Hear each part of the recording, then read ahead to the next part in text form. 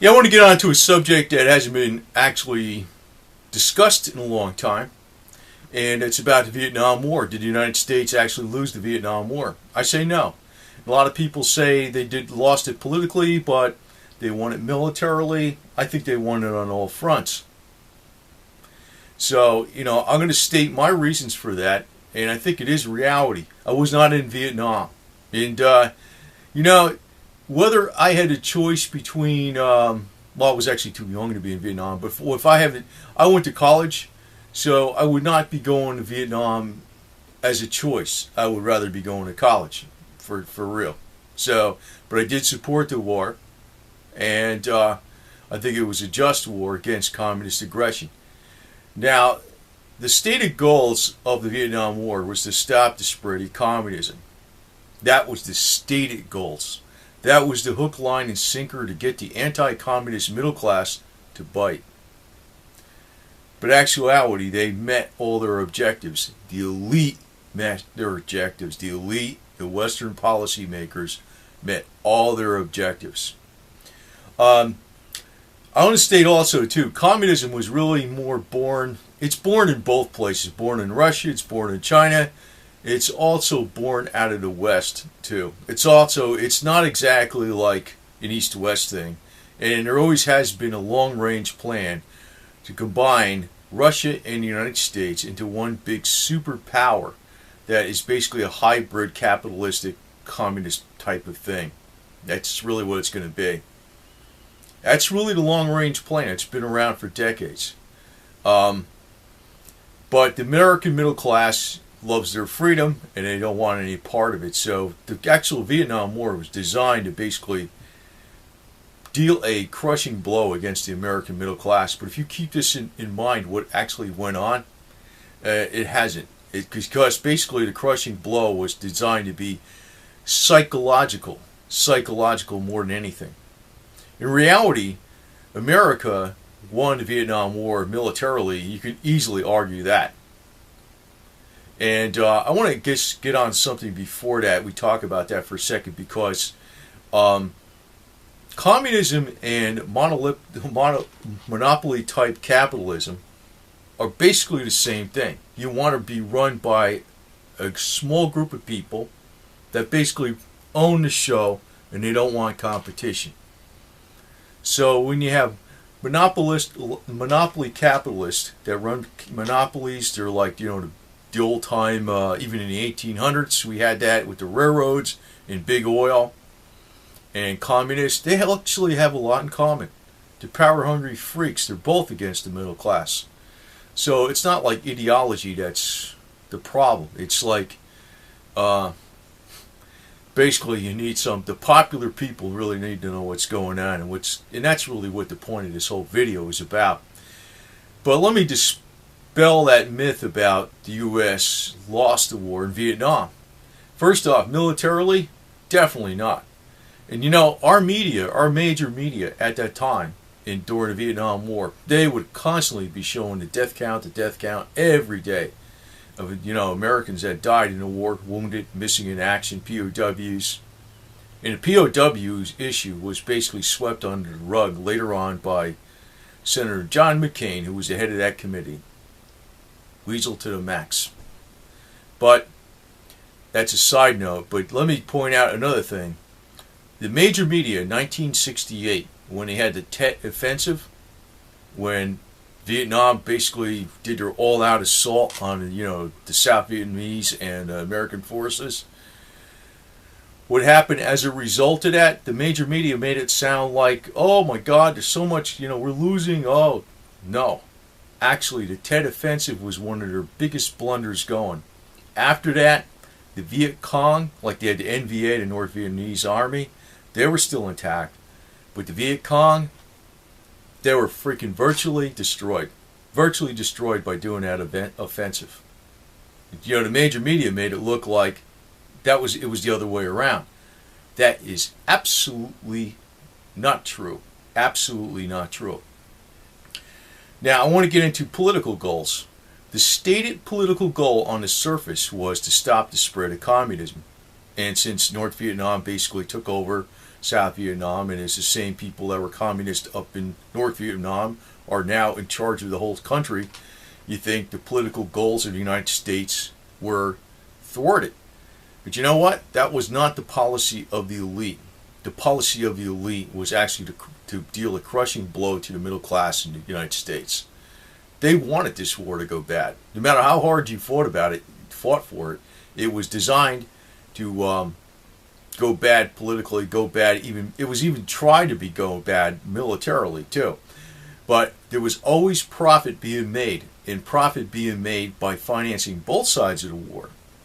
That's where a lot of people don't realize. How did we find it? How did America actually finance both sides of the war?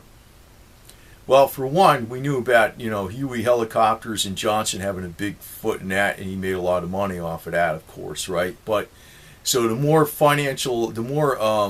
military hardware they had to get poured into this war, there were some people making a lot of money in the United States. That was on the U.S. side. But there was also this thing in Congress that came up about weaning the communists towards capitalism.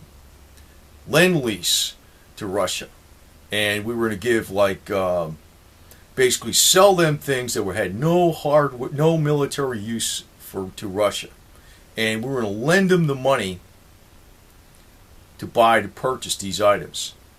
Well, the loans never got paid back in the long run, first off. So it's like if you're lending somebody money to buy your goods, that gives you a lot of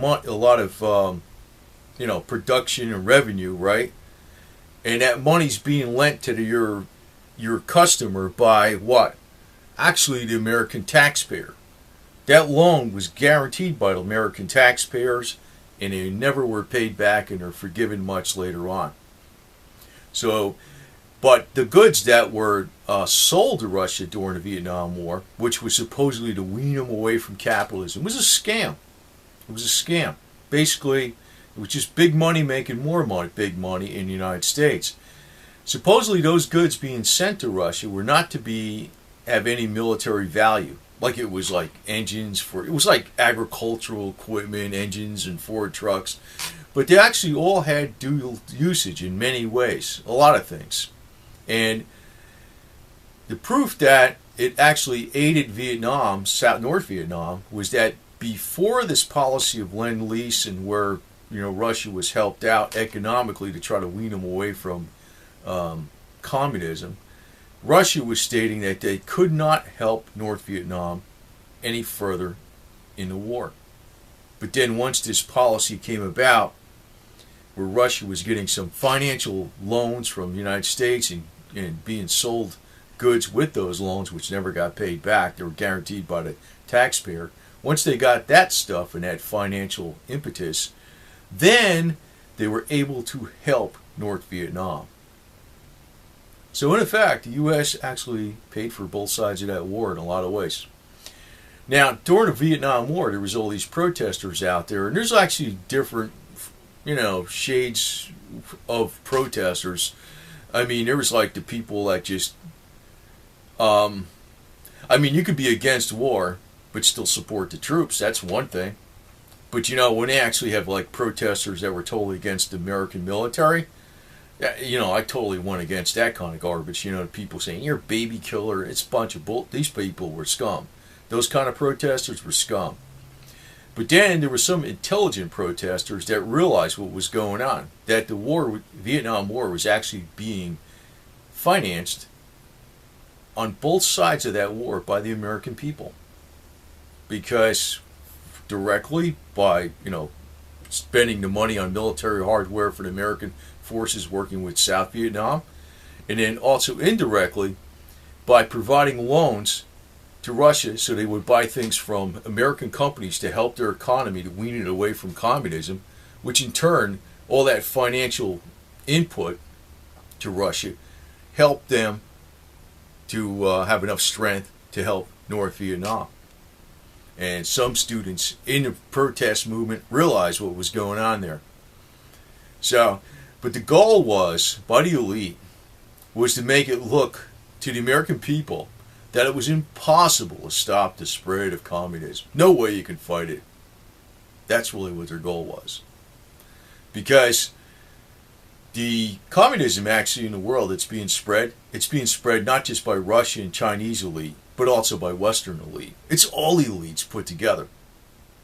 So I have to say this, one thing is actually just having a good understanding of how the scam game goes, that you can really fight it better. And our Bill of Rights and our, we could say the Constitution's great because it has the balance of power and supposedly keeps one group of people from getting too much power, because you have a legislature, a judiciary, and an executive branch, and there's supposed to be no overstepping bounds in those three branches. But the biggest thing about our Constitution is the Bill of Rights itself. And the Bill of Rights, the first 10 amendments to the Constitution, they do not grant people rights because humans have these rights, but they try to guarantee these rights that the government doesn't encroach on them. That should be the land of the law of the land globally. That would be one of the things that would really thwart the elite. The Bill of Rights globally. Because basically, the enemy is not Russia or China. It's the Russian elite. It's the Chinese elite. It's the American Western elite. And actually, I think the Chinese elite and the Russian elite are probably worse than the Western elite by far. What the Americans seem to think that Putin is a hero. Some do. Some Americans do. No way. No way in hell is he. No way in hell. He's out for number one. But there just has to be a better understanding of what's really going on. So during the Vietnam War, the goal was to make it basically a lot of money off the war, but not just by providing military hardware and paying all the salaries of the troops and everything, and all the death benefits for the troops and the medical care for the troops. It wasn't just money for that way. It was to actually provide strength in the Soviet Union at that time through Lend-Lease, through selling them all kinds of hardware, to help providing them with things that can greatly boost their economy, which can then in turn support North Vietnam. So, and the whole idea was to actually crush the middle class in the United States. That was the whole idea behind it. So they made money off the elite and the Western elite, and that's Rockefeller's one of them. Rockefeller's one of them. They made money off the Vietnam War, not just by supplying military hardware and everything to the American, military machine, but also by selling things to Russia, which were the funds came from loans that were guaranteed to Russia by the American taxpayer. Very shrewd maneuver. And there was very, very few protesters against the Vietnam War that actually knew this. Actually, those protesters that were protesting for that reason, I respect it, because they had a bona fide reason. Most of the people that were protesting against the war just were anti-American, period. And it was like, take the easiest way. It's easier to protest than to actually be involved or support the war. And, there's people that don't want to fight, but still there's absolutely no reason you should go against the people in the military that are fighting. No reason. No reason. You should support them in every way. Even if you disagree with the policies of the government, you should still support them on a personal level. You should not get in their face and tell them they're doing this and they're doing that. That is the most horrible thing you can possibly do. And those type of protesters against the American military are pure scum. Pure scum. I don't think nothing of them at all. So it depends on what kind of protester you really are, But never go against the American military on a personal basis. That is, you're just being totally vindictive and hateful in that way. And you're just worse than anything that you claim to be against. So that's one thing I have to say. But the Vietnam War, the goals were actually met. Same thing actually even happened with the Korean War too. The Korean War could have been easily won. There could have been one Korea, like South Korea versus the North Korea. There could have been one Korea. It was stopped. It was stopped. The military was stopped. There was plenty of times, even policies in Vietnam, where a lot of things were stopped. It could have been a major, major difference. The outcome was not supposed to come out. As a matter of fact, the American military performed far better than expected, I would imagine, than the elite even thought. So they were always trying to hamstring them in every possible way they could. Because the game was, they were not supposed to win. So in effect, the political goals of the elite were met. But I just want to point this out because the one goal that the elite are supposed to have is that it's supposed to be a psychological death blow to the middle class. If you understand what their game is, there is no psychological death blow at all because it's very easy to expose. And that is really the purpose of this video. So, as long as you know what the game is, did we lose the war in Vietnam? No, we did not. No, we did not.